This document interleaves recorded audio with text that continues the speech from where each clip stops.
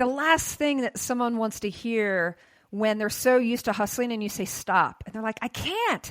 I got this and I got this and I got this. And yet there's a wisdom in there that knows if something's going to change, they have to stop.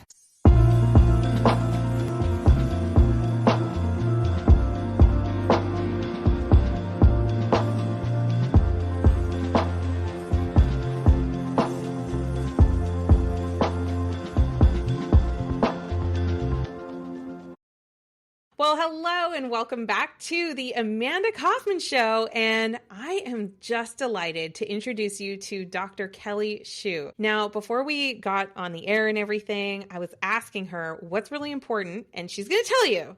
But I want to tell you something, that if you're building a business, if you're taking on all of this energy in your life to do something great, let's take a moment to really think about your why. And let's really think about why that is so important that you show up fully and authentically. Most people that I talk to, they say, I want to do this for impact. And I'm so excited to have Dr. Kelly Schuh here today. She happens to be an expert on profit mastery and on being able to be attractive in your wealth.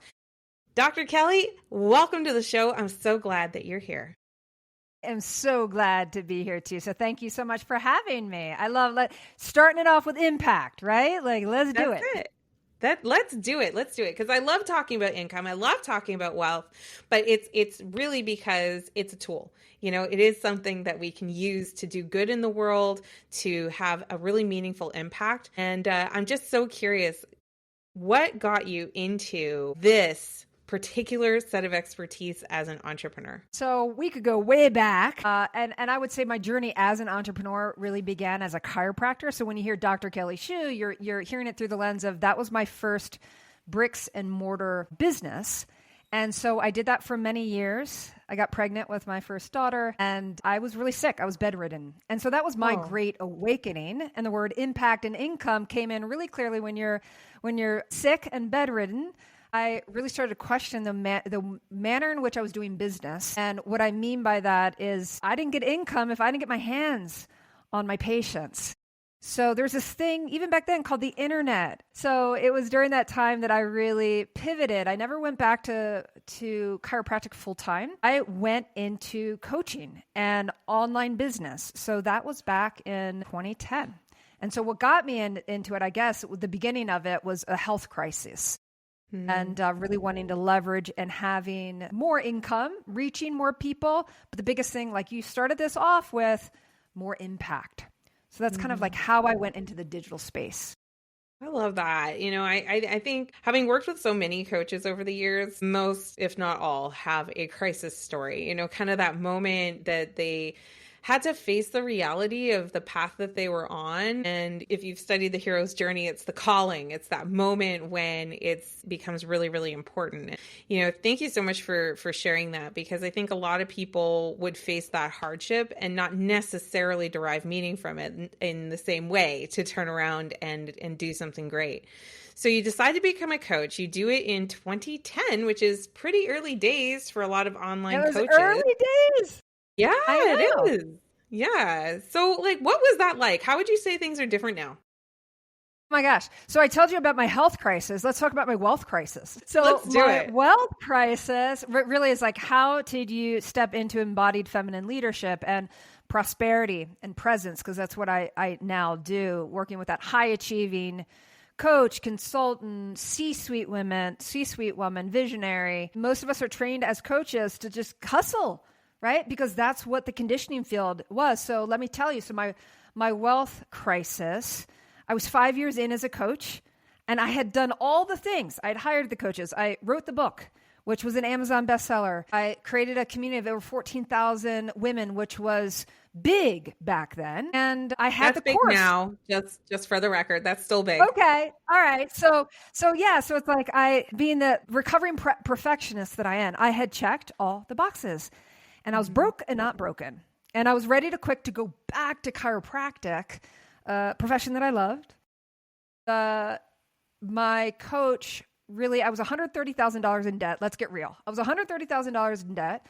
At that point, a 5-year-old. So we had gone from a 2-income family to a single income family because I was going to be a coach, even though I wasn't making any money. And so it was that wake up call of like something has to shift. And it was a sombering moment. And it was a moment that changed my life. And my coach said, why don't you double your rates?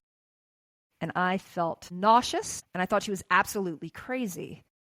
And it was a pivotal moment because she could sense that pulling back, like, okay, I wonder if she's going to do it. And she said, you know what? What's the worst that can happen?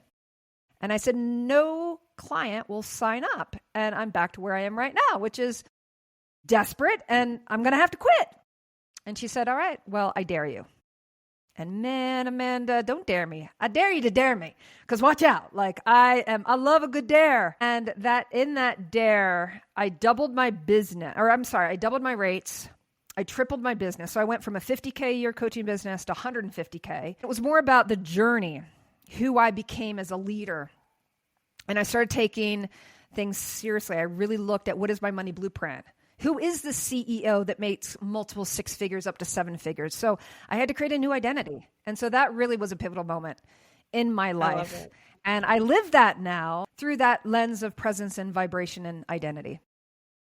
So good. That's so good. You know, I went through a really similar experience actually of significant increase in the rates. And I'm looking left and I'm looking right at all these examples of people not doing that. And I was really scared. I was really nervous, you know, the same way. And I'm curious if you had this similar experience where when you step into, no, I am going to command that level of a price, there's like this embodiment, this leadership that goes with it, where it's like, well, I guess that I'm going to have these standards now. I guess I'm going to show up in this way. I guess I'm not going to waste my time in that way, right? Like, did you find the same kind of activation when you made the decision you were going to be a higher performer?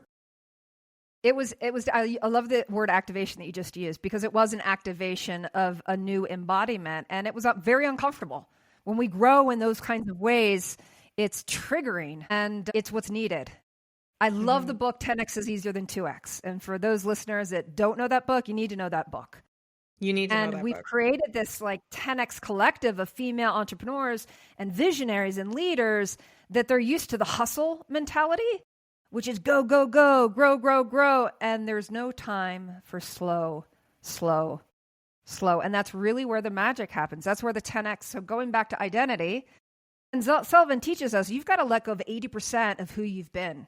If you're going to 10X your life, it's not about working harder. It's about frequency. It's about what I now call the grace code or the wealth frequency.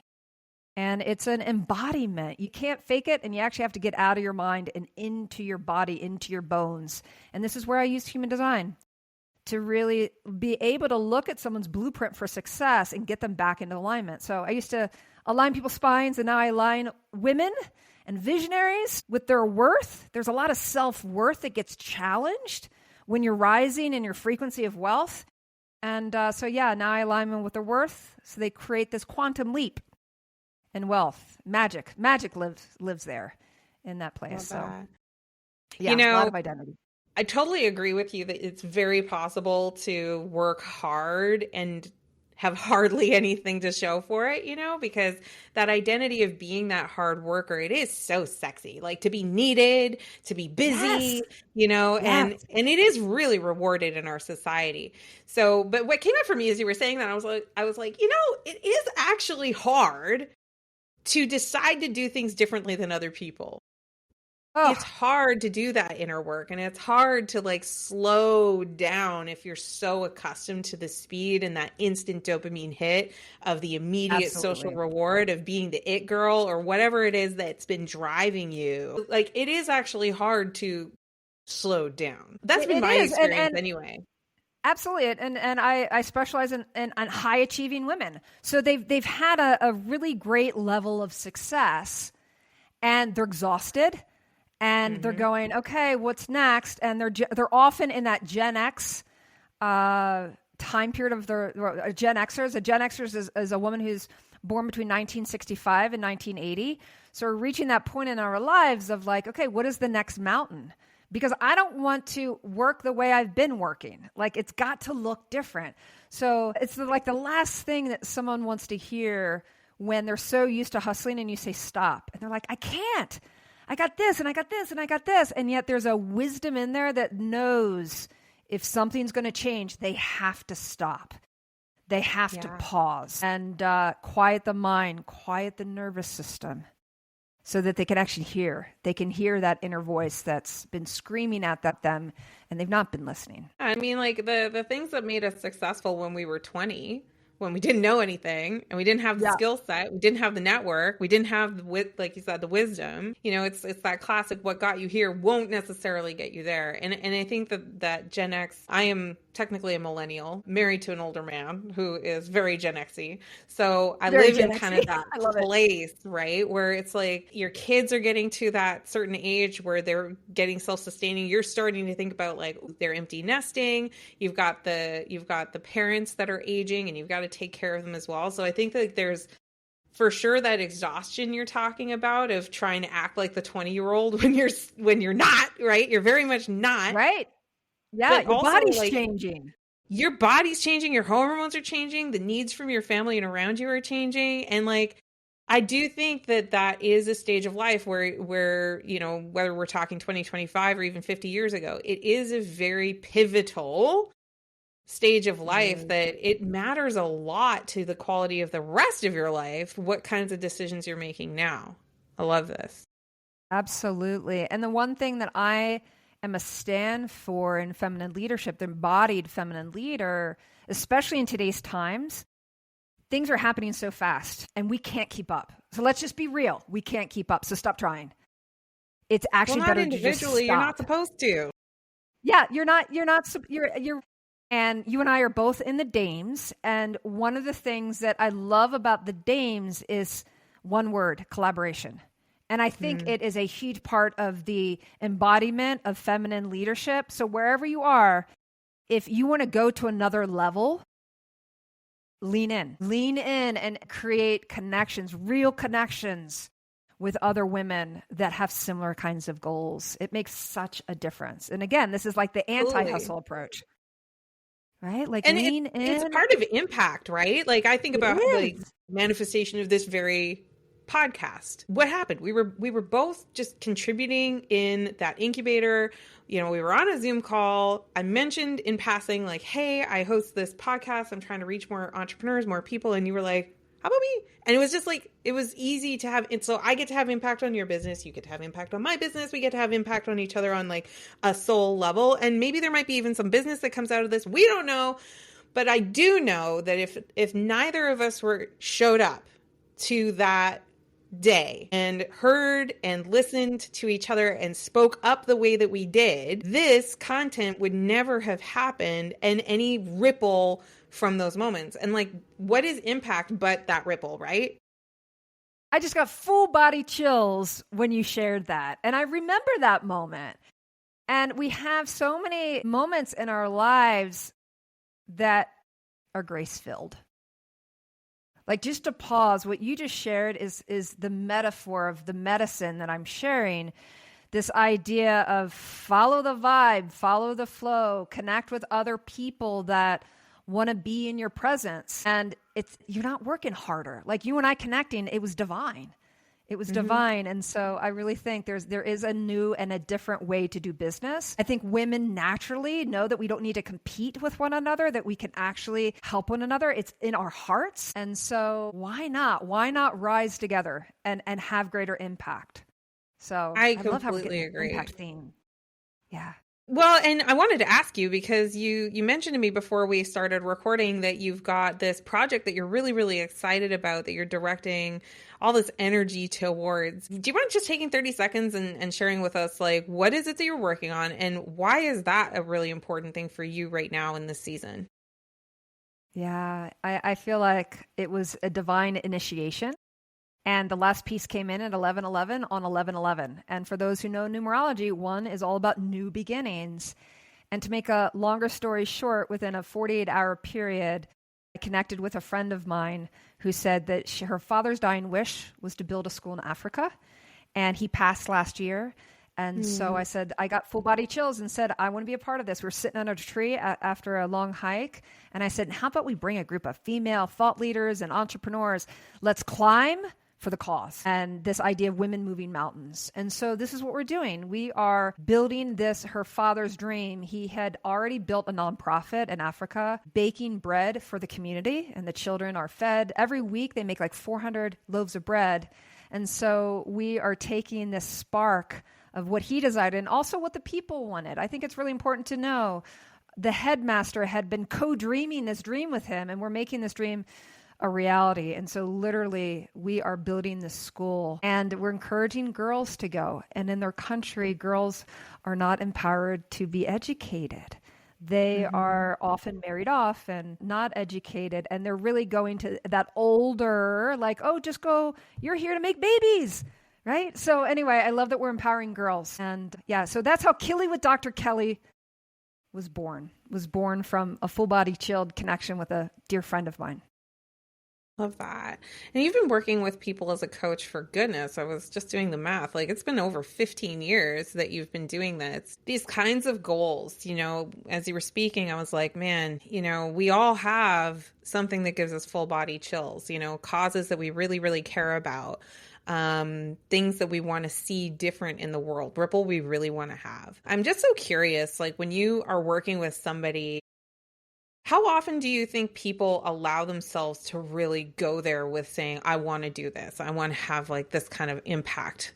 And, how tough is it, do you think, for them to say, I'm good, I'm safe, I'm going to go after the big, bold thing, and I'm going to be able to finance it? So the question was, go back to the question about like in your experience working with people, in your experience in working with people, like how often do you think people are really tuned in to the kind of impact that they want to have?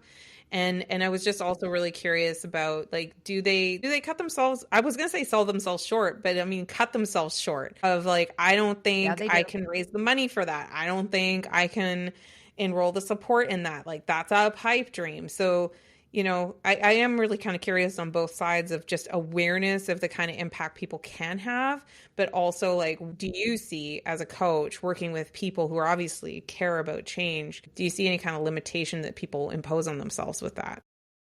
I see limitation all the time. And a lot of the body of work that I've developed has been around women owning their worth and their value. And so it can show up in many different ways. And one of the ways it shows up is feeling worthy of living your dream. And they often will kind of try to just stuff it and get the work done first, like get the career going, and then you can go live your dream. But there's this idea of like, I'm not enough, or I'm not worthy enough. And so I feel like a lot of women, I think every woman that comes to me, actually, I'm just going to say it for all these years, every single woman that has ever worked with me has a worthiness wound. Boom. Truth bomb. And so that, can you unpack that actually for us? Like when you say that, yeah. What exactly is a worthiness wound? And just like, even the word worth can sometimes have different meanings. Like, what do you really mean by that? Yeah. What I mean by that is a woman who knows that she's enough. She doesn't have to prove anymore. Her presence is enough. It's not about doing, it's about being. It can show up in money and how they undervalue themselves. So it can show up in, I don't have time to work out. You don't have time not to work out. It can show up in an abusive relationship, right? Like, why are they still with a toxic partner when they know it's toxic? No, you are worthy of being treated like a queen. It can show up, one of my clients who is a multi-millionaire, and I said, she lives here locally, and I found out she loves to hike and hike locally, and she's so overscheduled. She said, I don't remember the last time I could just take my dog for a hike. So there's like a worthiness piece of like having the spaciousness and having the white space. So those are all the ways that it can show up, and I am here to be a messenger of you're enough, and it's not through your doing and it's not through your proving. Just be here now. You are enough for your dreams. You're enough for the love of your life, the money that you know you deserve, all the things. And how do we discover that? Is just stop and get into the frequency of abundance. What's came up for me as you were answering that is idea and the ideals of standards. Like, what kind of standard are you holding for yourself in your romantic partnerships or in your marriage? What standard do you hold for your children and how they treat you? What standard Gosh, for your so fitness, for true. your health, your nutrition? Like, just the word standard just kind of came up for me over and over again as you were describing this, that, one way that we express our self-worth and worthiness is to also admit that the standards that we want to hold ourselves to are worth holding. Like, it's worth holding that line. And I think one of the things that I've noticed really comes up in conversations with I work with both men and women. And what comes up in a lot of high performance is this almost like, I was going to say like a heroism or a sacrifice. It's like misplaced sacrifice sometimes, where it's like, well, if not me, then who? And I'm the only one, and only I can do this. And it's like, well, that's not actually true. Like, you can have a greater impact on people if you allowed that standard, and that leadership to come through and not just feel like you're always the one left holding the bag, That's a worthiness thing. Mm-hmm. It really, really is feeling worthy of being supported. How many people do you know that are coaches? Because I know you specifically working with coaches wait way too long for their first hire to get support. And yet Oh my God, it's they such wait on everything. They wait on on everything. Yeah, they wait on everything. And like, very specifically, actually, one of the best things I did in my business recently is I launched a lower ticket program called the First Five Club. And even that, like, I hear sometimes from members, oh, I'm not getting the most maximum value. And I'm like, seriously, this is like your cup of coffee a week is what I'm charging. Wow. It's really not expensive. And you're beating yourself up over that level. And at the same time, you're trying to call in, or you say you want to call in $10, $20, $50,000 a month. It's like, well, you got to let go of the 50. You got to let go of that Amanda, person. you're so spot on. And I talk about like a vibrational match. When women come to me and they're wanting to, say, launch high ticket. And so we're realigning. I look at their human design chart. I look at how they are designed to succeed, and we get them back into alignment. And one of the things that we have to do is we've got to look at the relationship with money. What is that relationship and that story around money? And if they have never worked with a coach that they paid high ticket, vibrationally, how are they then going to pitch high ticket if they've never been on the receiving end of that level of support? It's a vibrational mismatch. And so, like what you're saying, Amanda, how can they be complaining if you're going to help them to rise, especially at that low ticket? It's like everything is a mirror vibrationally. And so, yeah, as you were sharing, I was like, oh my gosh, that has been a thing that I have witnessed. I remember one woman who hired me, and she's like, she had just come out of corporate, which generally I work with coaches and consultants, and they've been in business for a long time and they're seasoned, but she came right out of corporate and she's like, I'm going to do it. And so when I shared with her, she had no idea what my price point was, and she was blown away, but she got it. She said, I'm so glad I trusted you, because we got her to the other end of it. And she got the vibrational match thing, because then now she's high ticket, right? So anyway. Yeah. And this is actually a debate that I've really thought about, because a lot of coaches use that, and I'm not saying you, but I'm saying a lot of coaches are like, well, if you don't invest in yourself, then how are you going to expect other people to invest in you? Which I think is largely true. And also, I think there's also other pathways to access that wealth as well. I do think that if you're a doctor, it's a good idea to go to the doctor. If you're a dentist, it's a good idea to have a dentist yourself. Like, that does make a lot of sense. But if you're, I just want to offer this for anybody who's just like, it feels like I need to overextend myself, or I need to spend money I don't have, or I need to like do all this kind of thing. It's like, no, that's not necessarily it. Because, for example, when I was in corporate America, I was involved in selling deals that were like $10 million. I never bought anything for $10 million ever, but I was selling things for $10 million, right? So how do you get into a frequency to be able to do that? Well, part of it is I was part of a larger corporate entity. So I knew that I had the backing of that. And so then my identity was like, oh yeah, this is just it. This is just how it is. And this is normalized, right? So there's other ways that you can pull it in as well. Hiring a coach is a very straightforward way. But if you're looking for other ways, or if you're, at a stage right now, or maybe you've already invested in a lot of coaches and you're in a season where you need to like correct for that a little bit, don't despair, like your value and your status is not necessarily in your wallet. It's in your identity and how you're showing up with it. I love that. Okay, cool. So Dr. Kelly Schuh, how can people follow you and find out more? I think the easiest place to follow me is on LinkedIn. We launched a LinkedIn newsletter that's called the X Collective, or that we just launched it. Let's see. The Gen X 10X Collective. New.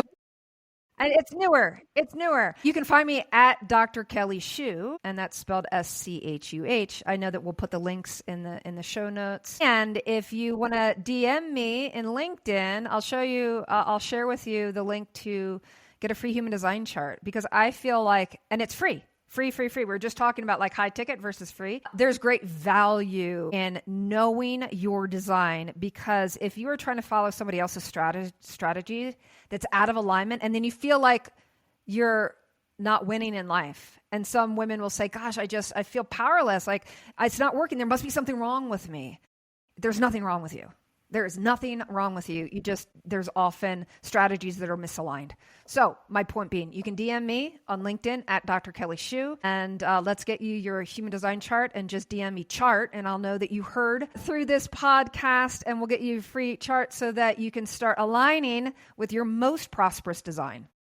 Yeah, I love that. I'm a big fan of, assessments and getting to know ourselves a whole lot better. So I have a lot of colleagues that absolutely swear by the human design chart. I think that's super cool that you have an option for free. So I'm going to encourage people to go check that out if you're at all interested. And thank you so much for joining us today, Dr. Kelly. I really appreciated your conversation. Thank you so much for having me. It was fun. And when it's fun, it's in flow. I think, Amanda, this will have impact. And we just never know, but it will have impact. You never know. This is why content is so powerful, y'all. It's like throwing pebbles in the ocean. Like sometimes it just hits just exactly right. And you just never get to know which one it is. And by the way, listener, if you love this, just make sure that you subscribe so you don't miss another episode. And go ahead and think of 3 friends that you think would really benefit from a conversation about having greater impact and greater alignment. Grab the link to this episode and go ahead and text it to them, DM them, however you actually talk to your friends.